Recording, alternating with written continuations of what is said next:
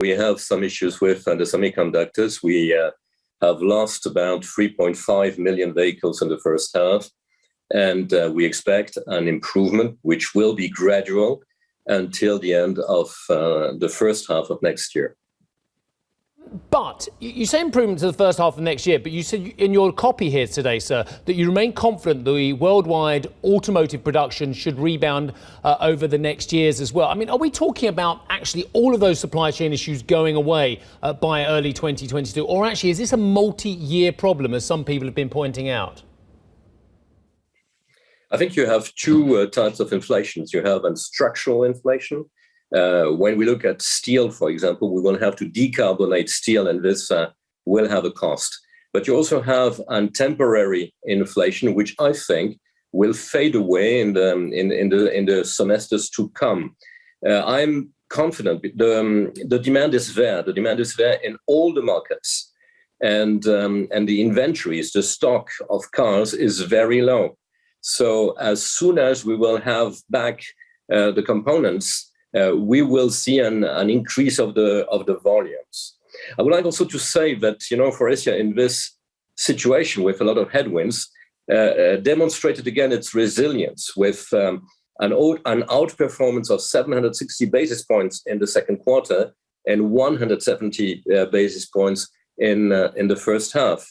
We delivered 14.2% of EBITDA and 6.6% of EBIT, and a net cash flow of 290 million euros. So I think that, despite these difficulties, we got organized.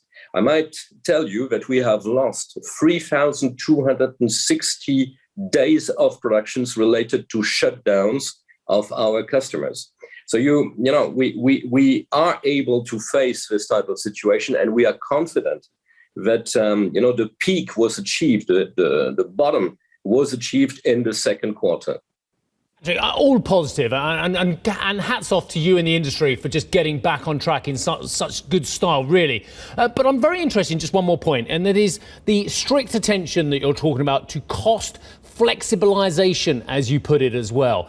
I think, and again, your margin has been as strong as you could make it under these circumstances as well, but I don't know what flexibility you have on the costs as well. And when I say costs, I don't just mean semis and components. I also mean labor as well, sir.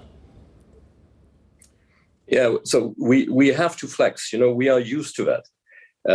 So we have a significant percentage of temporary workers in our plants. And this is increasing when it is difficult to adjust the headcount quickly in some of our countries. We also, are looking at flexing our fixed costs, if I might say so. For example, with global business services, we have consolidated on 5 international platforms in which we can, reduce our needs according to the market.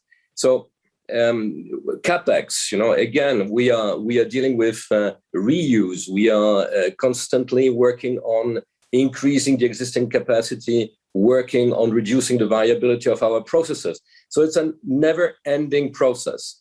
And we are now also working with data. Data is allowing us to implement with a very quick to the market new productivities.